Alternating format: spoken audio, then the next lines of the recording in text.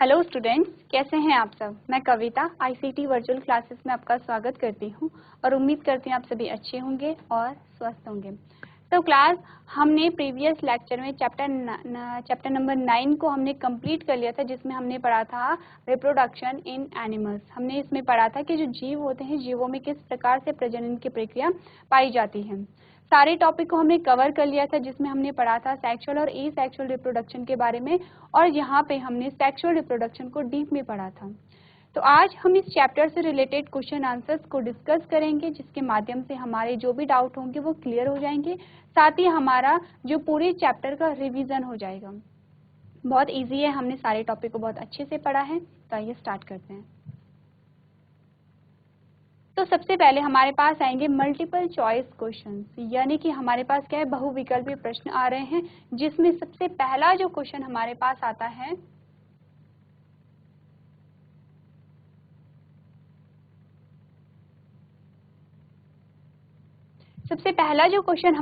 आता है उसमें हमसे पूछा गया है the number of eggs produce in internal fertilization is, यानी कि जो इंटरनल फर्टिलाइजेशन में जो एग का प्रोडक्शन होता है वो कैसे होते हैं। हमारे पास चार ऑप्शन हैं। चार ऑप्शन में से हमें बताना है कि ये जो कथन है, ये जो स्टेटमेंट है, इस पे कौन सा जो ऑप्शन है वो फिट बैठता है।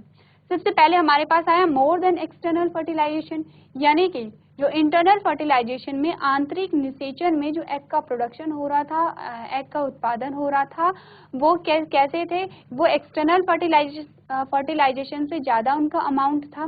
पहला ऑप्शन ये कह रहे हैं। सेकेंड कह रहे हैं लेस देन एक्सटर्नल फर्टिलाइजेशन, यानी कि द नंबर ऑफ एग्स, यानी जो एग्स की जो मात्रा है या जो एग्स का जो नंबर है वो एक्सटर्नल फर्टिलाइजेशन से कम है। सी है मोर और less than external fertilization depending on the environmental condition, यानी कि जो एग्स का ज्यादा और कम होना, इंटरनल फर्टिलाइजेशन में एग्स के नंबर का ज्यादा या कम होना डिपेंड करता है किस पे, इन्वायरमेंटल कंडीशन पे। और लास्ट है इक्वल टू एक्सटर्नल फर्टिलाइजेशन, यानी कि जो इंटरनल फर्टिलाइजेशन में जो एग का प्रोडक्शन हो रहा है, जो एग का उत्पादन हो रहा है, उनका जो नंबर है वो एक्सटर्नल फर्टिलाइजेशन के बराबर है। अब हमें चूज करना है क्या। सबसे पहले हमें क्या करना है, हमें पढ़ना है इंटरनल फर्टिलाइजेशन के बारे में। हमें पता होना चाहिए इंटरनल फर्टिलाइजेशन की क्या डेफिनेशन है। दो टाइप के फर्टिलाइजेशन की हमने बात की थी, इंटरनल और एक्सटर्नल। क्या बात हुई थी, हमने कहा जब भी इंटरनल फर्टिलाइजेशन की बात आएगी तो हमने कहा जो फर्टिलाइजेशन है वो फीमेल बॉडी के अंदर होगी। और कहाँ पे हमने कहा था, अगर हम ह्यूमंस की बात करें, हमने कहा फीमेल रिप्रोडक्टिव सिस्टम के जो फैलोपियन ट्यूब है वहाँ पे फर्टिलाइजेशन की प्रोसेस हो रही है, इसे हमने कहा इंटरनल फर्टिलाइजेशन। लेकिन हमारे पास आता है एक्सटर्नल फर्टिलाइजेशन। एक्सटर्नल फर्टिलाइजेशन में क्या हो रहा है, जो फर्टिलाइजेशन की जो प्रोसेस है वो जो फीमेल बॉडी है उसके बाहर हो रही है। और हमने इससे एग्जाम्पल देखा था फ्रॉग का। क्या देखा हमने देखा कि जो फ्रॉग है वो एग ले कर रहा है पानी में, और पानी में ही वहाँ पे फर्टिलाइजेशन की प्रोसेस पाई जा रही है। अब हम जान चुके हैं कि इंटरनल फर्टिलाइजेशन और एक्सटर्नल फर्टिलाइजेशन क्या होते हैं। अब यहाँ पे बात क्या हो रही है, नंबर ऑफ एग्स, यानी कि जो एग्स हैं, एग्स के नंबर की बात हो रही है कि एग्स के नंबर की मात्रा अधिक है या कम है। हमने सबसे पहला ऑप्शन हमें कह रहा है कि एक्सटर्नल फर्टिलाइजेशन में एक्सटर्नल फर्टिलाइजेशन से ज़्यादा एग का प्रोडक्शन होता है इंटरनल फर्टिलाइजेशन में।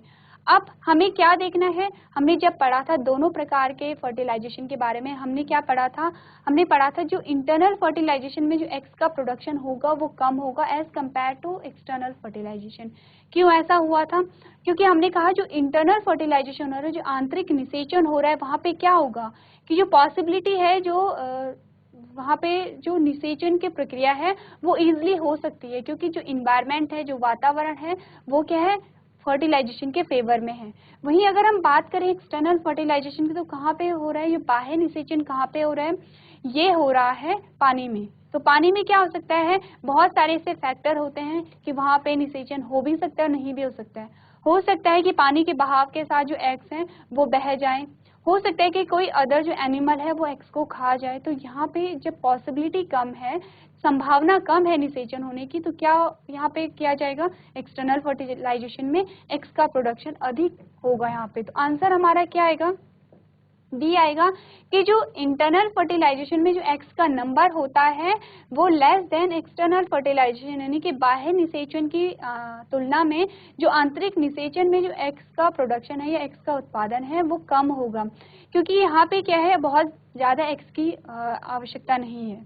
वहीं हमने क्या देखा, हमने देखा एक्सटर्नल फर्टिलाइजेशन में एक बार में जो फीमेल फ्रॉग है बहुत सारे एग प्रोड्यूस कर रही है, बहुत सारे एग, ताकि उसमें क्या हो कि उसमें से कुछ तो ऐसे एग हो जहाँ पे फर्टिलाइजेशन की प्रोसेस हो पाए। तो ऑप्शन हमारा क्या होगा, बी यहाँ पे सही होगा।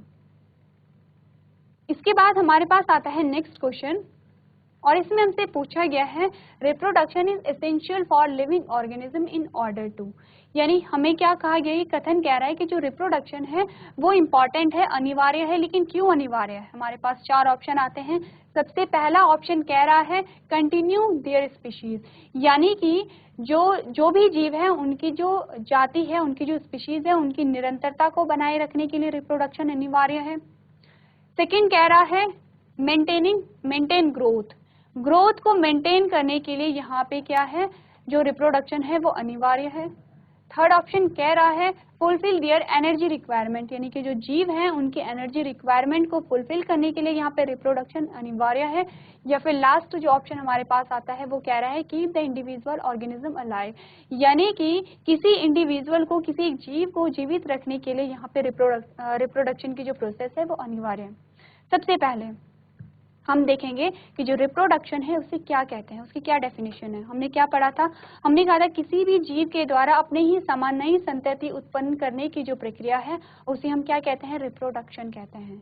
क्यों रिप्रोडक्शन अनिवार्य, हमने कहा कि जो अर्थ है, अर्थ में जो जीवन की निरंतरता को बनाए रखने के लिए रिप्रोडक्शन अनिवार्य है, क्योंकि अगर नए जीव उत्पन्न नहीं होंगे तो क्या होगा, धीरे धीरे जो भी वहाँ पे जो जनक जो जीव है, जो पेरेंट जो है, चाहे वो प्लांट हो या एनिमल हो, वो धीरे धीरे क्या होगी, उनकी डेथ हो जाएगी, और अगर नए जीव वहाँ पे नहीं उत्पन्न हुए तो यहाँ पे जो जीवन की निरंतरता है वो खत्म हो जाएगी। तो यहाँ पे अगर हमने डेफिनेशन देख ली कि रिप्रोडक्शन किसे कहते हैं, हमने ये भी देख लिया कि रिप्रोडक्शन क्यों अनिवार्य है, तो अब यहाँ पे हमारे जो ऑप्शन है, हमारे 2 ऑप्शन सही हो सकते हैं, पहला तो डी और ए।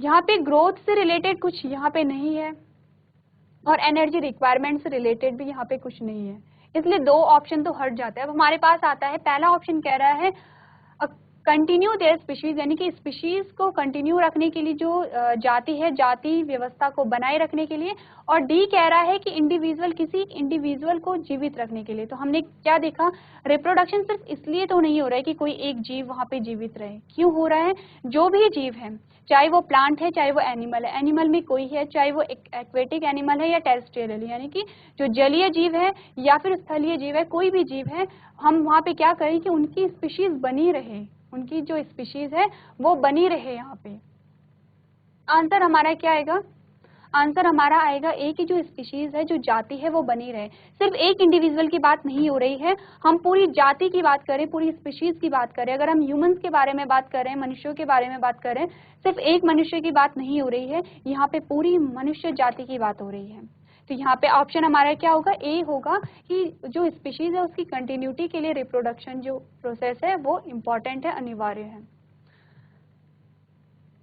नेक्स्ट जो क्वेश्चन हमारे पास आता है वो है क्वेश्चन नंबर 3, और उसमें हमसे पूछा गया है how many parents are involve in sexual reproduction. बहुत इजी क्वेश्चन है,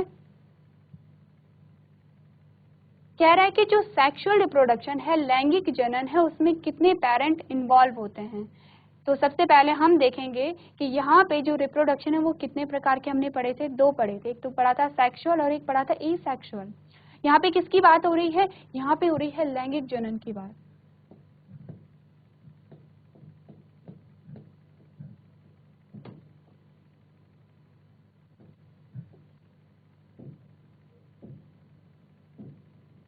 अब जब लैंगिक जनन की बात हो रही है तो हमने क्या कहा था, 2 प्रकार के होते हैं, तो लैंगिक जनन होता है, एक अलैंगिक जनन होता है।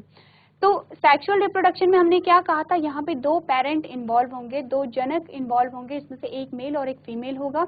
वहीं जब हमने एसेक्सुअल रिप्रोडक्शन की बात की थी तो हमने क्या कहा था, वहाँ पे सिर्फ एक ही पेरेंट इन्वॉल्व होता है, एक ही जनक इन्वॉल्व होता है, वो मेल और फीमेल कोई भी हो सकता है। तो आंसर हमारा यहीं पे आ जाता है, पहला ऑप्शन कह रहा है कि 0, यानी कि सेक्सुअल रिप्रोडक्शन के लिए एक भी जो जनक है उसकी आवश्यकता नहीं है। बी ऑप्शन कह रहा है कि 4 जनकों की आवश्यकता है, सी कह रहा है 2 की है, और डी कह रहा है 1 की। ऑप्शन आपको पता है, ऑप्शन हमारा आएगा सी, यानी कि ऑप्शन सी क्या कह रहा है, 2 जनकों की आवश्यकता होती है। कौन है उन 2 जनकों में शामिल?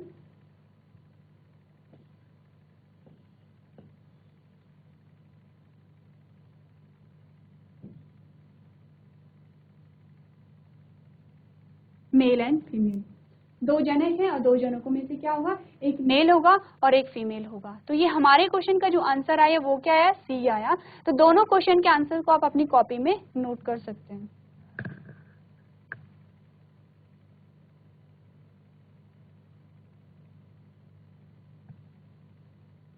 चलिए, इसके बाद जो नेक्स्ट हमारे पास क्वेश्चन आता है दैट इज क्वेश्चन नंबर 4। और क्वेश्चन नंबर 4 में हमसे पूछा गया है, क्वेश्चन नंबर 4 में हमसे पूछा गया, after fertilization the dash divide rapidly to give rise to ball of cell.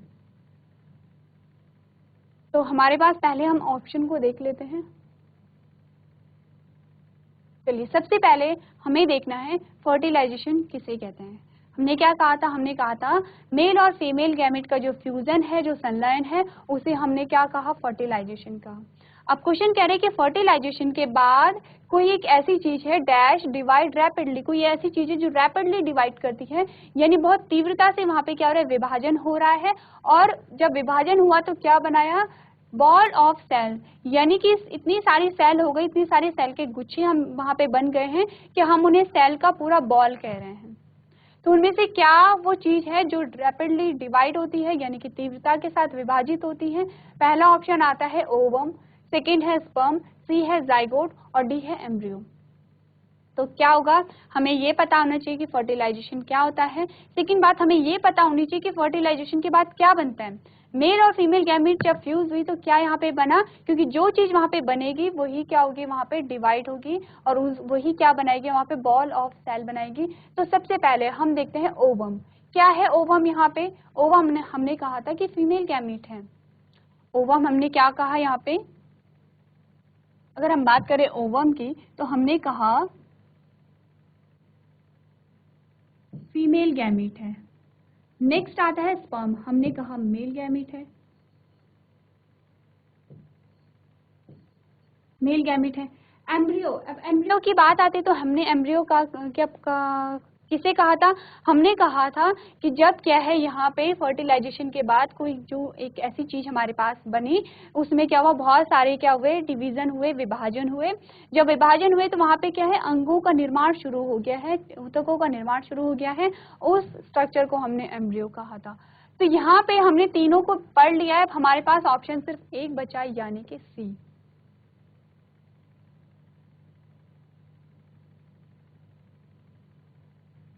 Option क्या है हमारे पास, सी बचा, यानी कि जाइगोट। क्या बनता है फर्टिलाइजेशन के बाद, फर्टिलाइजेशन के बाद बनता है जाइगोट। और जाइगोट में बहुत सारे डिवीजन होते हैं, बहुत सारे डिवीजन होते रहते हैं, विभाजन होते रहते हैं। जब विभाजन होंगे तो बहुत सारी सेल का वहां पे गुच्छा बनता है, जिसे हम कहते हैं बॉल ऑफ सेल्स, यानी हमें उसे क्या कहा, हमने बॉल ऑफ सेल्स कहा। उसके बाद बहुत सारी सेल्स को बनके वहां पे टिश्यू यानी ऊतकों का निर्माण और अंगों का निर्माण शुरू होने लगता है, जिसे अब हमने क्या कहा, एम्ब्रियो कहा। तो इस क्वेश्चन का आंसर हमारे पास क्या आया, सी आया। अब हमारे पास नेक्स्ट क्वेश्चन आया है कि बर्डिंग इज सीन इन डैश, यानी कि बर्डिंग किस में देखा गया है। 4 ऑप्शन हमारे पास है कि बर्डिंग किस में देखा गया। सबसे पहले ह्यूमंस में देखा गया, अमीबा में देखा गया, हाइड्रा में देखा गया और बैक्टीरिया में देखा गया। अब यहाँ पे सबसे पहले हम देखेंगे बर्डिंग क्या होती है। सबसे पहले हमने क्या देखना है कि बर्डिंग क्या होती है। तो बर्डिंग में आपको बता दूं, हमने जब पढ़ा था ए सेक्सुअल रिप्रोडक्शन के बारे में, यानी अलैंगिक जनन का प्रकार है ये। जो बर्डिंग है वो क्या है,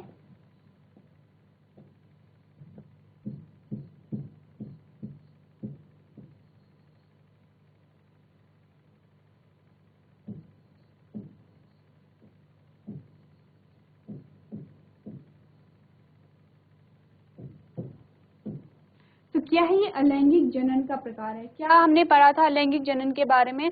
हमने कहा था कि अलैंगिक जनन में रिप्रोडक्शन में एक ही जनक की आवश्यकता होती है, यहाँ पे दो जनकों की आवश्यकता नहीं है, यहाँ पे रिप्रोडक्टिव सिस्टम भाग नहीं ले रहा है।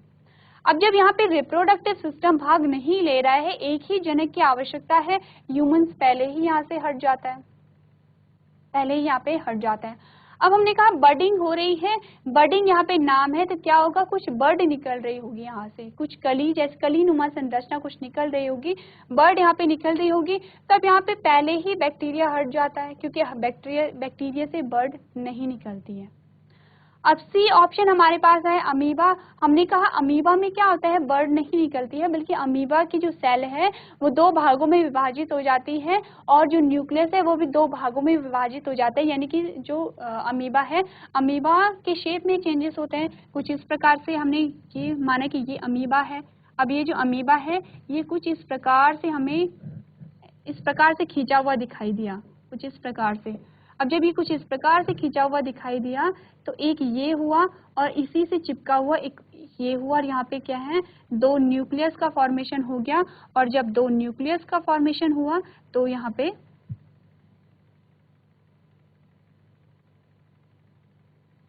जब न्यूक्लियस का दो नए न्यूक्लियस का फॉर्मेशन हुआ तो दो नए अमीबा का फॉर्मेशन हो गया है,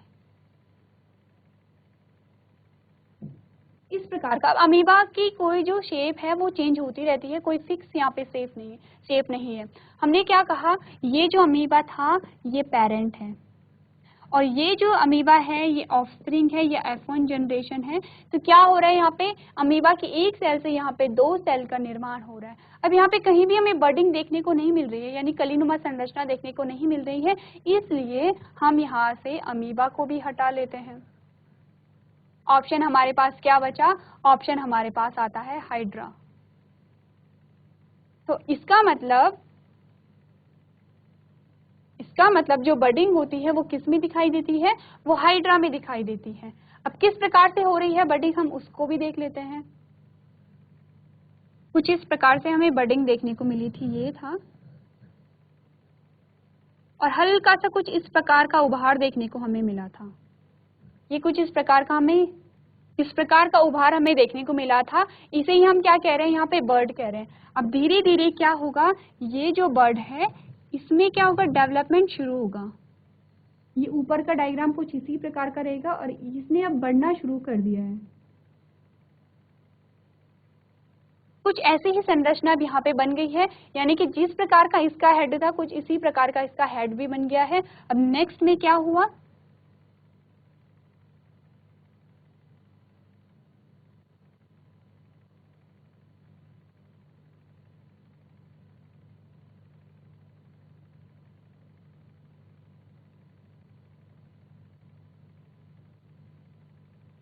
ये हमारे पास पेरेंट है, और यहाँ पे हमारे पास छोटा सा यहाँ पे क्या बन गया है,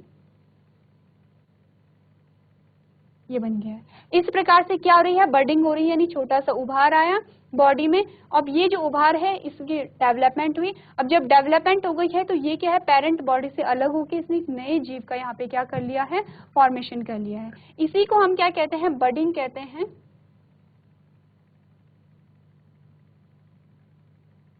तो आपने दोनों क्वेश्चन के आंसर्स को अपनी कॉपी में नोट करना है।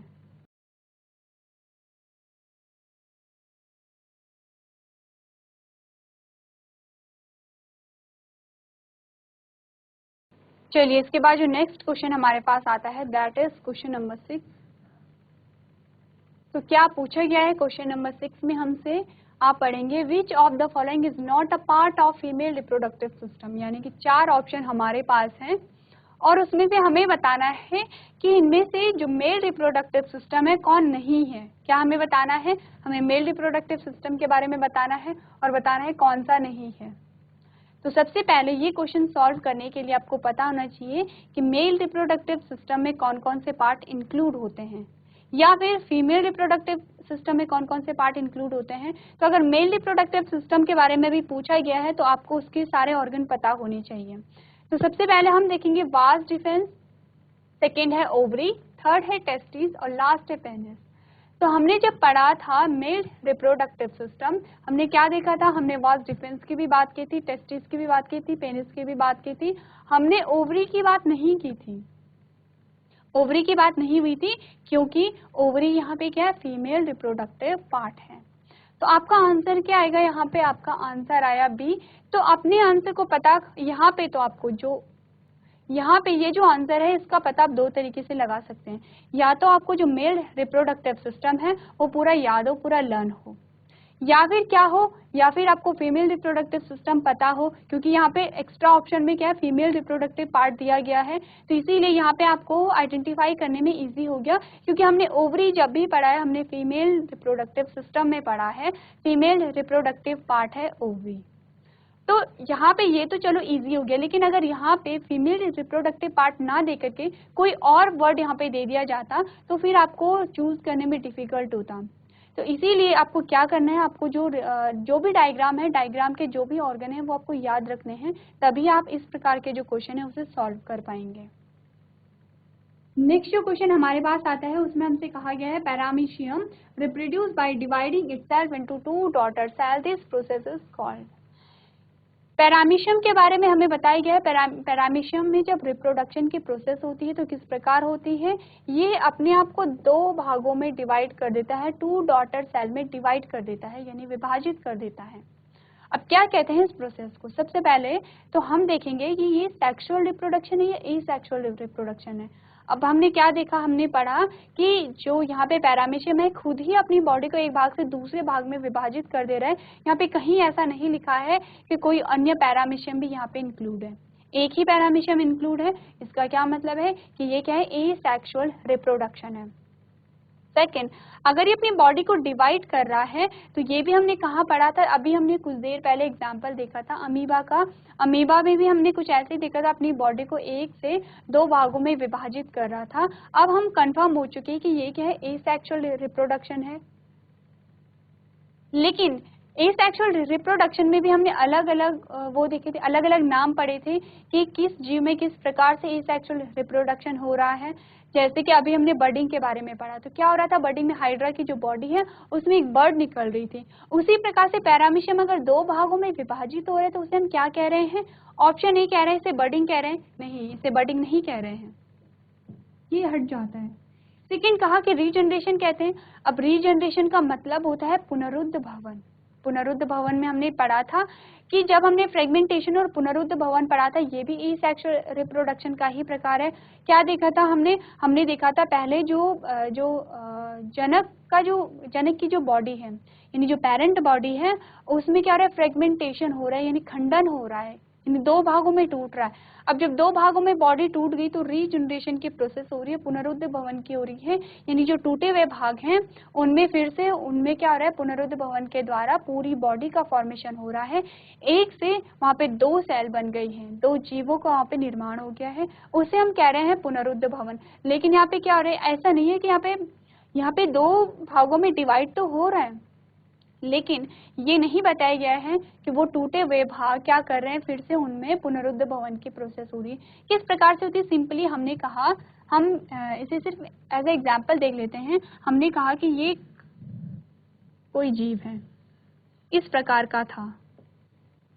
अब इसके पीस हो गए, इसका जो हेड वाला पोर्शन है,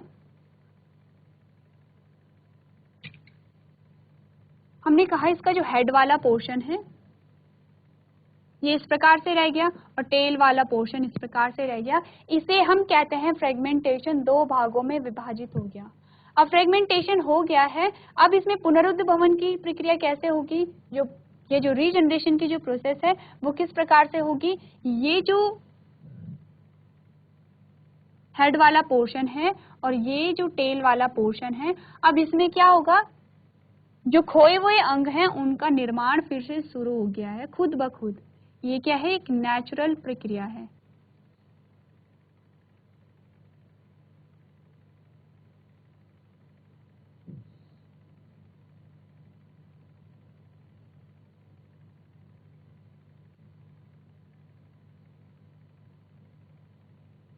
ये इसका टेल वाला पोर्शन था, अब इसका क्या बनेगा? हेड वाला पोर्शन बनेगा इस प्रकार से। इसे ही हम कहते हैं पुनरुत्थ भवन या रीजनरेशन। तो जब हमने पढ़ा है यहाँ पे क्या कह रहा है कि दो भागों में डिवाइड होता है और फिर क्या बनाता है, दो नई सेल का निर्माण करता है, लेकिन पुनरुत्थ भवन यहाँ पे नहीं होता है, पुनरुत्थ भवन की बात नहीं की गई है, इसलिए हमारा ये जो ऑप्शन है ये भी हट जाएगा। ये जो ऑप्शन है हमारा ये भी यहाँ से हट जाएगा, यानी रीजनरेशन की प्रक्रिया भी यहाँ पे नहीं पाई जा रही है।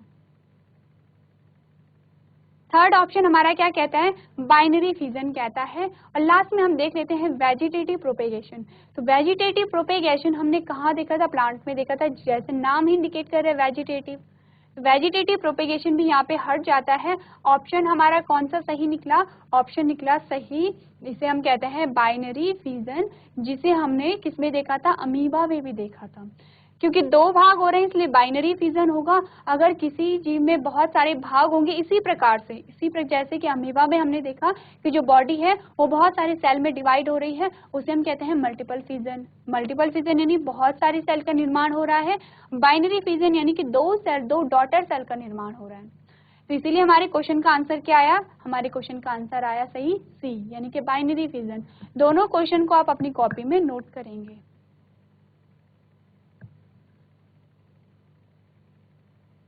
चलिए अब हम देख लेते हैं कि बाइनरी फिजन क्या होता है, हम थोड़ा सा इसका एक्सप्लेनेशन देखेंगे। तो क्या एक्सप्लेनेशन आता है बाइनरी फिजन का हमारे पास, तो आप पढ़ेंगे binary fission is a type of asexual reproduction. क्या होता है, एसेक्सुअल रिप्रोडक्शन का प्रकार है बाइनरी फिजन। नेक्स्ट हमने क्या देखा, सीन इन यूनिसेलुलर ऑर्गेनिज्म। अब हमें ये भी पता चल गया कि बाइनरी फिजन क्या है, एसेक्सुअल रिप्रोडक्शन का प्रकार है जो कहाँ देखा जाता है, यूनिसेलुलर ऑर्गेनिज्म में, यानी एक कोशिकीय जीवों में।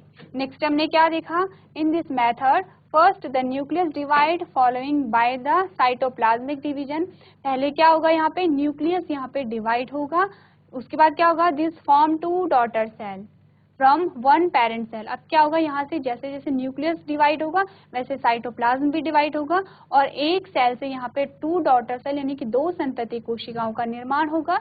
Therefore paramecium divide itself to form two daughter cells represent binary fission.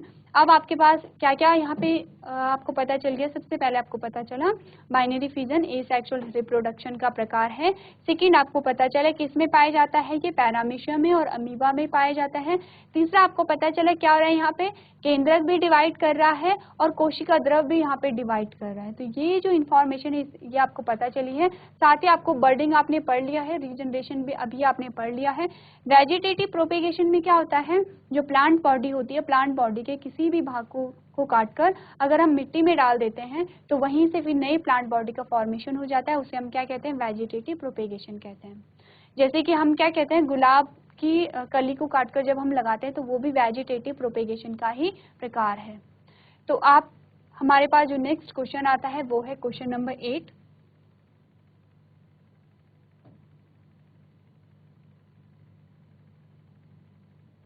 तो क्वेश्चन नंबर 8 क्या कहता है, the female gamete produced by ovary is called dash is it is haploid in nature. यानी कि फीमेल में जो गैमेट का जो प्रोडक्शन होता है, फीमेल गैमेट जो बनती है वो कहाँ बन रही है, ओवरी में बन रही है, उसे हम क्या कहते हैं, और वो क्या होता है, haploid in nature. In short आपको क्या पूछा गया है, फीमेल गैमेट का नाम आपको पूछा गया है। क्या कह रहा है कि जो फीमेल गैमेट का जो प्रोडक्शन होता है वो ओवरी में होता है। सबसे पहले आपको ये बता दिया कि ओवरी में क्या होगा, फीमेल गैमेट का निर्माण होगा। दूसरी चीज आपको क्या बताइए, हैप्लॉइड इन नंबर, वो जो गैमेट बन रहा है वो हैप्लॉइड होगा। हैप्लॉइड का क्या मतलब है, एन है। एन का क्या मतलब है, हाफ नंबर ऑफ क्रोमोसोम। क्या मतलब है इसका,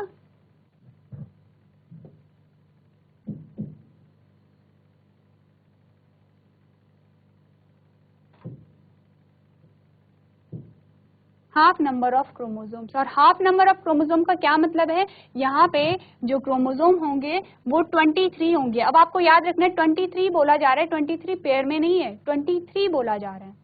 23 पेयर में होंगे तो कितने क्रोमोसोम होंगे, 46 क्रोमोसोम होंगे। अब आपको समझ आ गया है कि हैप्लॉइड का क्या मतलब है यहाँ पे। तो अब हमें बताना है कि उसे हम क्या कहते हैं। किसे? जिसका निर्माण ओवरी में हो रहा है और जिसे हम कहते हैं फीमेल गैमेट। सबसे पहले ऑप्शन नंबर 1 हमें बताता है जाइगोट। अब जाइगोट हम नहीं कह सकते क्योंकि जाइगोट कब बनता है? जब वहाँ पे फर्टिलाइजेशन होता है, हमने ये हटा दिया है। ब्लास्टुला भी तभी बनता है जब फर्टिलाइजेशन हो जाता है। स्पर्म यहाँ पे क्या है? मेल गैमेट है, ना कि फीमेल गैमेट है। हमें पूछा गया है फीमेल गैमेट के बारे में। अब बचा हमारे पास एक ही ऑप्शन है, वो है ओवम। आंसर सही क्या होगा हमारा? ओवम यहाँ पे होगा। इसके बाद जो नेक्स्ट क्वेश्चन यानी क्वेश्चन नंबर 9 हमारे पास आता है, उसमें हमसे पूछा गया है which of the following is the site of fertilization in humans. अब इस क्वेश्चन के बारे में हम बात भी कर चुके हैं। हमें बताना है कि जो फर्टिलाइजेशन है वो कहाँ पे होता है, कौन सी साइट है। सबसे पहले हमें ये पता होना चाहिए कि ह्यूमंस में जो फर्टिलाइजेशन होता है वो फीमेल रिप्रोडक्टिव सिस्टम में होता है। अब उस सिस्टम का हमें नाम बताना है, उस ऑर्गन का हमें नाम बताना है। सबसे पहले आया है यूट्रस, सेकेंड है फैलोपियन ट्यूब, सी है ओवरी और लास्ट है वेजाइना। सबसे पहले तो चारों जो वर्ड हैं ये फीमेल रिप्रोडक्टिव सिस्टम से रिलेटेड हैं। अब हमें बताना है कि फर्टिलाइजेशन कहाँ होगा, तो बहुत इजी है, बहुत बार हम बात कर चुके हैं। कहाँ पे होता है? कहाँ पे होता है? फैलोपियन ट्यूब में होता है। आंसर हमारा क्या सही आएगा? बी यहाँ पे हमारा सही आंसर आएगा। दोनों क्वेश्चन को आप अपनी कॉपी में नोट कर सकते हैं।